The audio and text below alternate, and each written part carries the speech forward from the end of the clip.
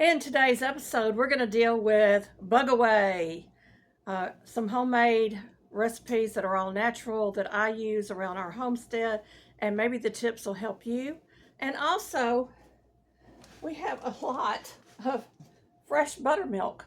So I'm going to be using some of this up today. I'm going to be making some cornbread, get it into the freezer for the fall when we are baking a lot of homemade dishes with cornbread like dressing.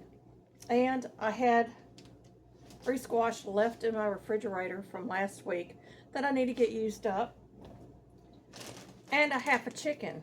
So today I'm going to be taking those ingredients with some fresh cornbread and making a chicken dressing, which is a squash dressing. And I'm going to be using some of my rendered fat from our bacon and sausage to make my cornbread with today. And I've got my skillet ready to go. I've got my oven preheating, and I've also got some yogurt working back here, y'all, that it was time to make yogurt again, so I had to get that started before I started this video today. You won't see that on here, but I've got a lot of work to do in my kitchen. Cornbread supper for tonight, which is going to be the chicken dressing, which is a squash dressing, and I'm going to be using up some of that good old fresh buttermilk off of our butter. Hey y'all, welcome to the Hillbilly Chicken Ranch. I'm Susan, your hostess, and this is another episode of the Resourceful Homestead. Are you like us in the South and you're going outside and you're just being bombarded with flies, biting insects, stinging insects, ticks, mosquitoes, you know, all of those pesky, pesky bugs? I've got a couple of homemade natural solutions for you today, along with a few other things. Have you ever bought those citronella bands just to throw them away because they lost their scent? I'm going to tell you today how to revive those and make them last forever. And we're going to make a liquid bug away. So y'all stick around. Essential oils are lemon, citronella, lemon balm,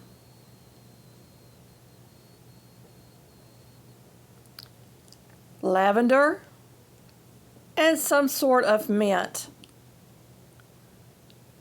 And you can also use a vanilla extract or a peppermint extract in water. You will want a wide mouth resealable jar and some cotton balls or cotton pads to put in the bottom of your jar. And you're going to need about 60 drops of your choice of essential oils. You can mix and match, or you can use just one. The preference is totally up to you. So here I'm using lemon balm, citronella, and lemon. So about 20 drops each of those in my glass jar. And of course, this is a Christmas jar with a tight sealing lid. Once you get those into your jar, you'll be able to load all of those citronella bands. Now, we were fortunate. We were able to get those citronella bands on clearance for about 25 cents a package a few years ago, and we hung on to them, and I've been using them ever since.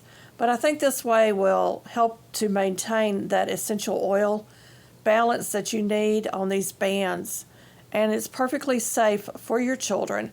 However, if you use the lemon or the peppermint, don't use it around cats.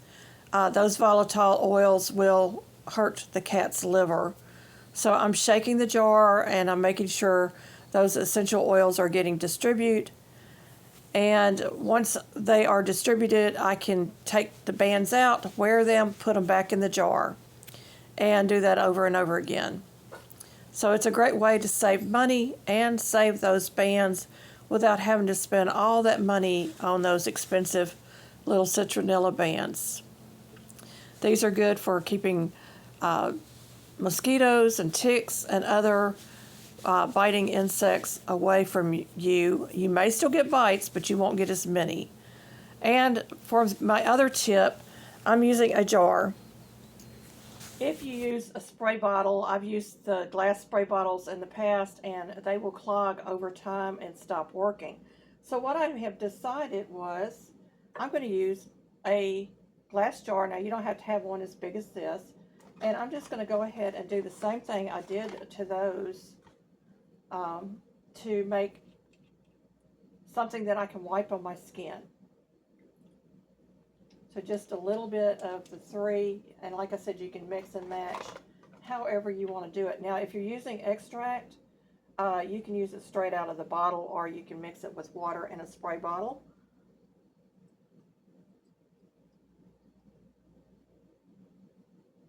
And again, it's about 20 drops each in here, so about 60 drops altogether.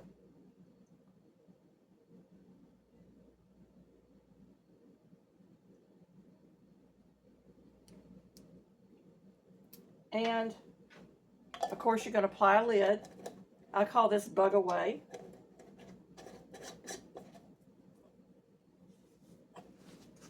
And you want to shake it before you use it. Why? Because all those oils are going to come back to the top. You're going to dip your washcloth or your towel in there, and you want to wring it out a little bit. And close your jar back up. And then you're just going to wipe your skin or your child's skin. It's perfectly safe for them. And it will stay on for a little while, and you'll have to replace it. This does not last all day, and it's safer than the commercial stuff that they're telling us to use out in the garden. So you want to wipe it around your face, your hairline, around your ankles, and that's it. And I smell lemony fresh. I'm using about 3 tablespoons of baking fat, but you can use any kind of fat that you prefer in your cornbread. We're going to get that skillet into a hot oven and allow that to melt while we're putting together our mixture for cornbread. This is not a Yankee cornbread. This is a Southern savory cornbread, and it's really simple to make. So while that skillet is heating, I'm going to get my cornmeal and my flour into my pan, and I use a cup of flour and a cup of cornmeal. This is a 1/3 cup, and I don't have any self-rising flour, so I'm going to add a little bit of baking powder to that part. But my cornmeal is self-rising, so we're going to get that in there.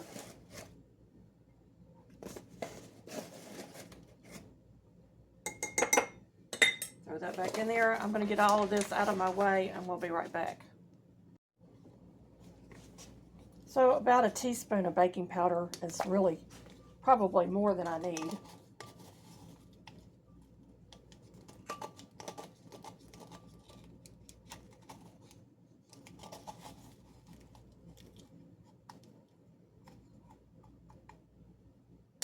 Get that in there.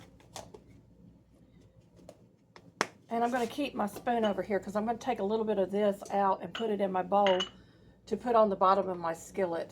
So we're just going to mix those dry ingredients together.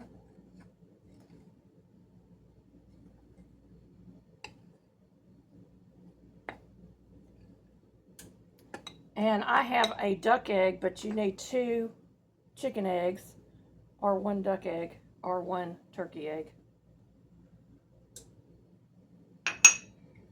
And I'm going to add in some buttermilk. And I just eyeball it. And it's just the better way to do it for me. And I may add some more buttermilk to this. So we're going to get that whisked together.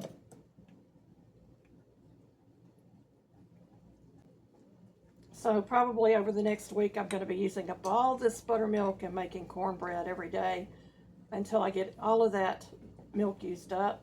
Or I could make some cheese with it I'm sure there's other recipes out there that I could do. I could make some farm cheese with it. I need just a little bit more. It's kind of on the thick side.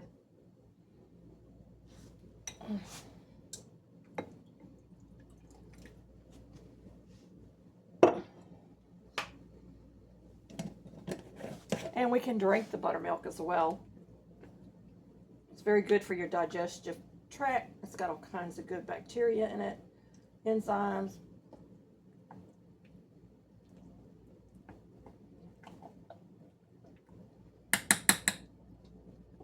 And I could have done this in my mixer if I wanted it quicker. But we're trying to do a lot more things hands-on when we can. And so I like the consistency that I'm seeing here. Let's check on our skillet.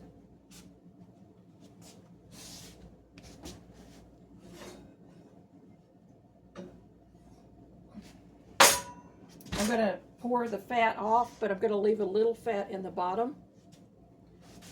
And I forgot to pull my cornmeal, wouldn't you know it? So what I'm going to do is I'm going to go quickly and pull the cornmeal out and put some cornmeal on the bottom after I get this whisked in to my batter. So we'll be right back. All right, my bad. So you noticed I didn't put any sugar in this. I'm not making Yankee cornbread. I'm making a Southern basic cornbread. And I pulled out about a tablespoon of my cornmeal. I'm going to sprinkle on the bottom of my skillet. That just keeps it from sticking to the skillet. And just kind of spreading it all over. And we're going to take our batter that we've mixed and we're going to get it into our skillet.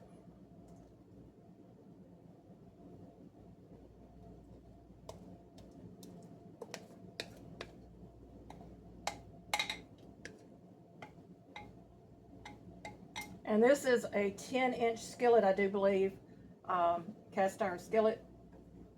But you can also use, you know, a 9x13 pan if you don't have a skillet. So my cornbread is in there, the cornbread batter, and we're going to get it into the oven and let it bake for about 30 minutes, I believe.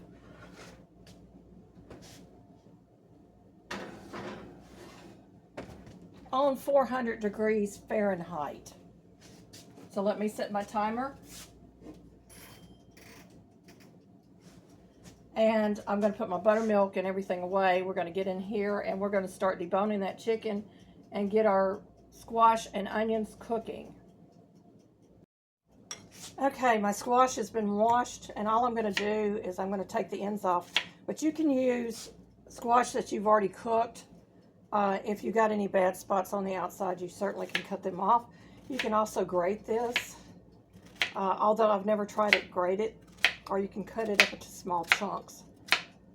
And you're going to get it into your pot. And I would say 3 medium to small size, maybe 4 if they're really small.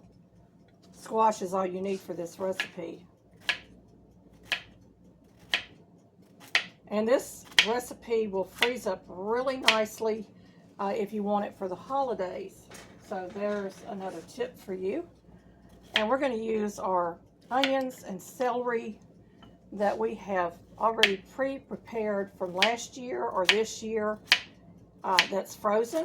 And we're going to throw it in here with the squash, a little salt and pepper, and just a little bit of water. Not a lot of water, just enough to cover the bottom of your pan, and we're going to cover the top with a lid, and we're going to cook this on our stove until our squash is fork tender. So let me grab the other ingredients. So this is celery we grew on our property last year, and it includes the leaves. And I'm just going to take out some of this. Probably close to a cup. Throw that on top. I'm going to add a little bit more.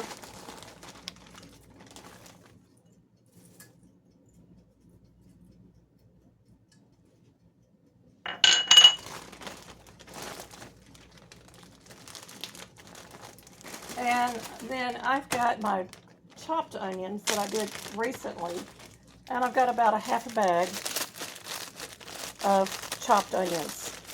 So this is probably close to 1 cup. And I'm going to add that in here. I'm going to add about a cup of liquid, some salt and pepper, and I'm going to get this covered and let it slow cook for however long it takes.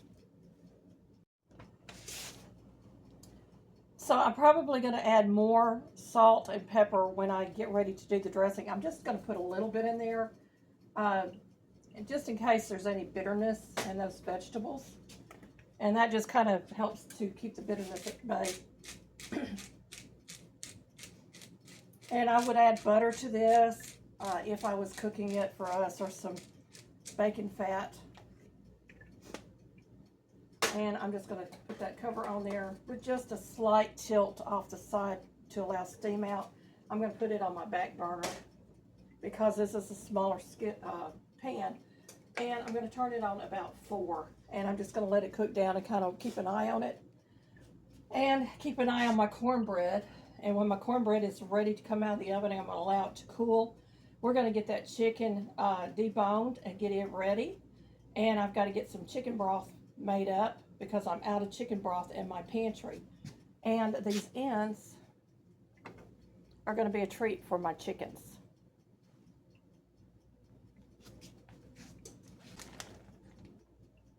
This is a rotisserie chicken that we picked up at our local Walmart.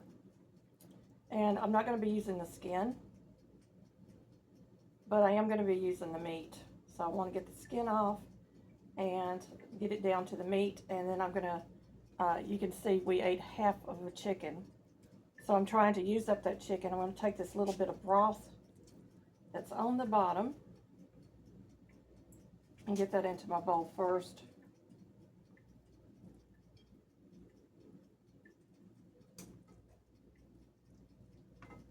Because that's going to add flavor to our finished product.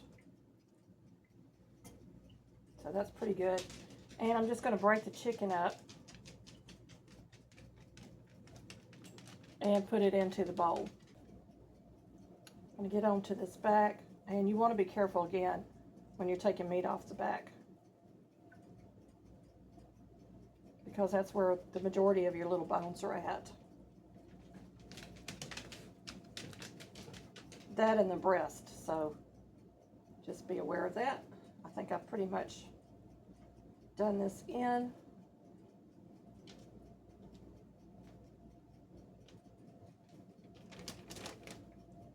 I'm going to give the dogs a couple more bites.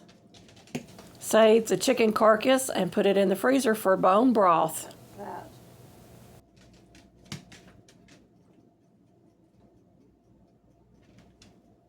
There's another little bone.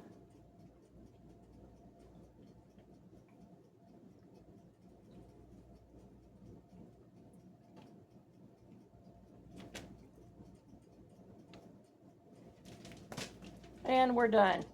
So we have a good 4 cups of chicken off of that one side of that little chicken that we bought for a rotisserie. And when we buy them, we don't buy them hot. We go to the meat department and we find them, and they're so much cheaper.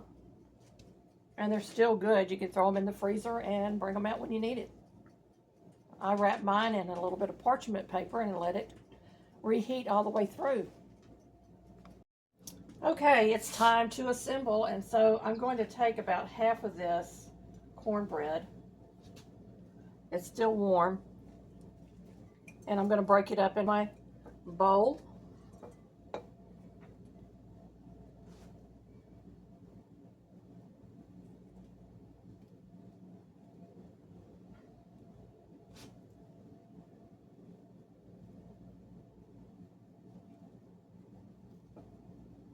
So you want it broken up pretty fine. I've got parsley, sage, rosemary, and thyme, about a teaspoon of the rosemary, sage, and parsley, and then about 2 tablespoons of my fresh ground sage from the other day. We're going to sprinkle that all over the top.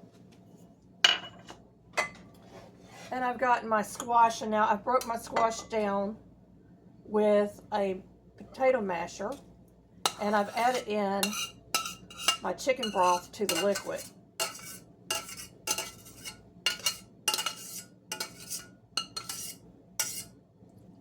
And so that's going to give it some moisture, and I may have to add a little more water to it.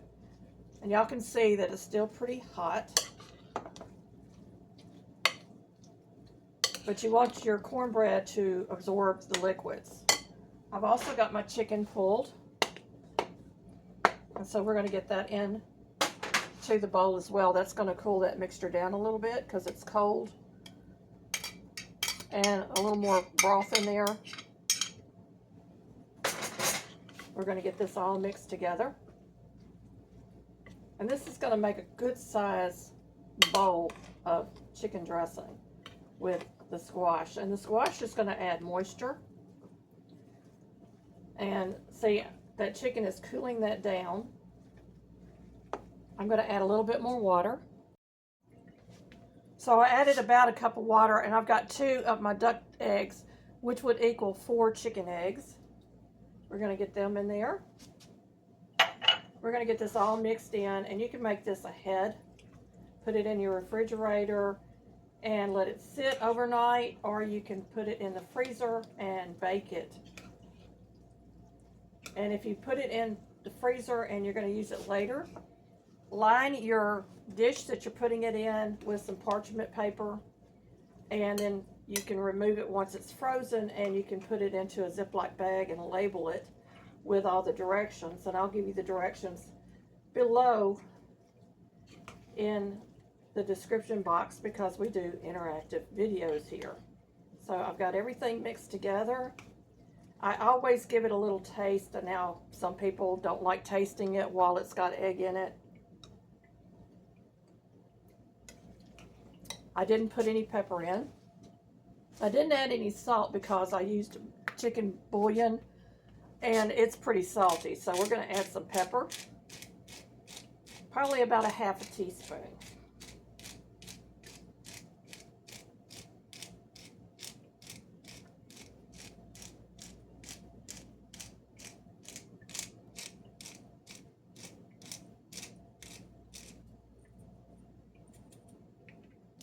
This is a great way to sneak some vegetables into your diet. If you got somebody that just doesn't really care for squash too much, you can actually put it in a blender and puree it and make it even, more liquidy.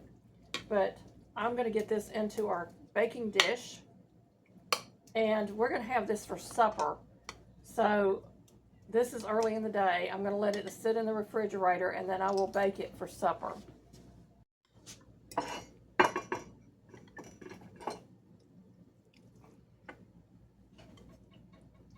So there it is going into my baking dish.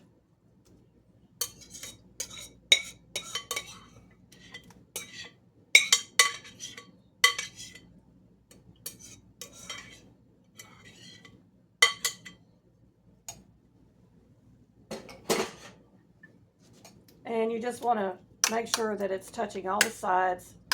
And then I'm going to take a piece of parchment and I'm going to lay it over the top of mine. I don't like using foil. My mother had Alzheimer's, and aluminum can transfer into your food, and it also is in your brain once you use it. So it looks really, really good. Doesn't that look delicious? Homemade squash chicken dressing. Let me grab my parchment.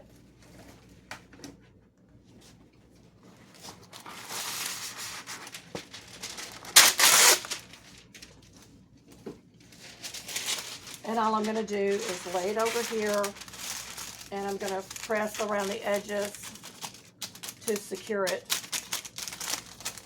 And then this will go into the refrigerator and into the oven with the parchment paper on it.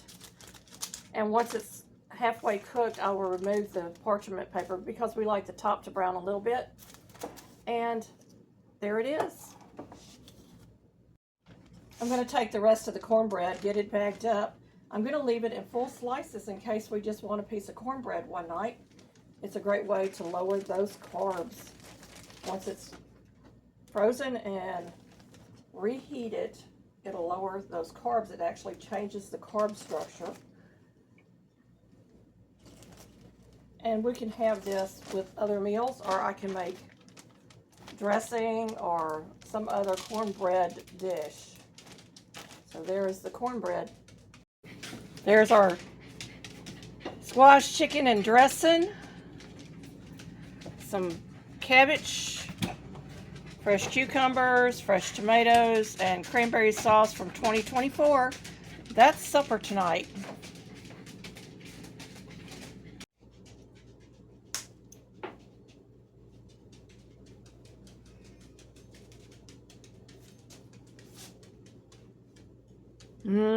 It's so yummy.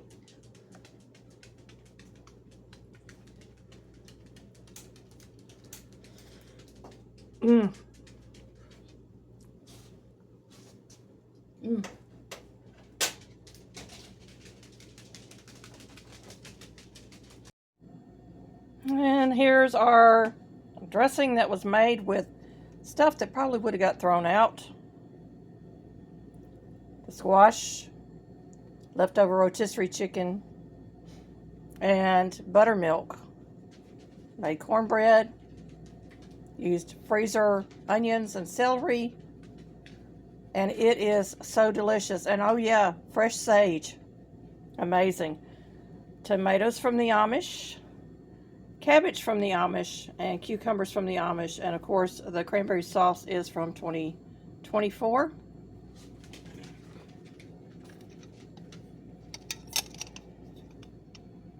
There's the label. That's supper tonight. Thank you, my friends, for coming along with me for another resourceful homestead edition of the Hillbilly Chicken Ranch. Thank you so much for all your comments, liking, sharing, hyping, and subscribing. I would love for you to become a channel member if you're interested in that. And I would love to see you more often on my channel. So y'all come on back. Be blessed and a blessing.